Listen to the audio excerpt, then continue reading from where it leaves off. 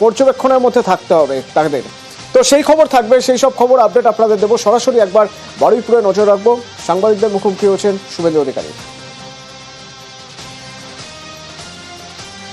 Rally করলেন কিছুক্ষণ আগে, মিছিল করলেন, আর এবার সাংবাদিকদের মুখোমুখি। প্রত্যেকটা কর্মী এই গুন্ডাদের সার্কেল থেকে বেরিয়ে গেলে আমরা প্রস্থান করব।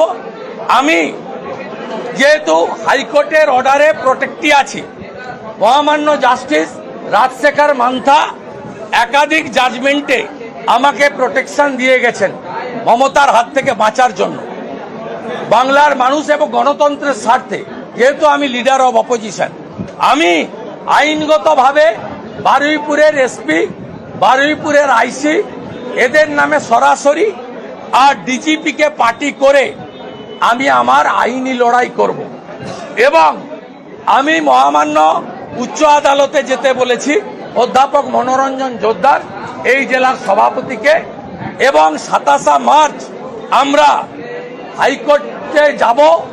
হাইকোর্ট যদি অনুমতি দেয়, তা হাইকোর্টের দেওয়া গাইডলাইন মেনে আমরা হাজার হাজার কর্মী সমর্থক এনে বা আমাদের দক্ষিণ 24 পরগনার 4টে সাংগঠনিক জেলা এবং দক্ষিণ কলকাতা, এই 5টা সাংগঠনিক জেলা এবং দক্ষিণ 24 পরগনায় যারা মূলবাসী, অরিজিনাল দক্ষিণ 24 পরগনার মানুষ, যারা এখানকার দলিত সমাজের মানুষ, ফিশারম্যান কমিউনিটির মানুষ, সেই মানুষদেরকেও বলবো এটা লাস্ট লড়াই আমাদের।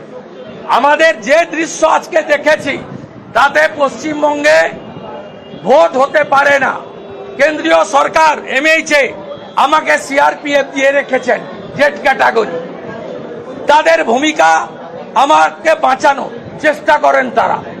আমাদের এমএলএদের সিআইএসএফ আছে, কিন্তু আমার বিজেপি কর্মী, বিরোধী দলের কর্মী, এমনকি ভোটারদের নিরাপত্তা কে দেবে? কে দেবে নিরাপত্তা?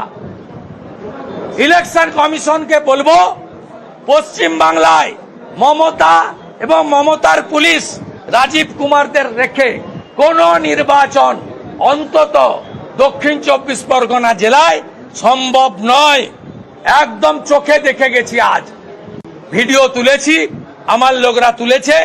গোল গোল করে মার্ক করব, স্পেসিফিক নামে এফআইআর করব। ছাড়বো না, ছাড়বো না, ছাড়বো না। একদিন গোরখপুরে যোগীজিকেও আক্রান্ত হয়েছে, আমি তার সঙ্গে আমাদের এমএলএদের তুলনা করছি না। যোগীজিকে পার্লামেন্টে কাঁদতে হয়েছে, চোখের জল ফেলতে হয়েছে এই জিহাদি গুন্ডাদের জন্য। আমরাও আজকে চোখের জল ফেলে গেলাম। 26-এ বিজেপি আসবে।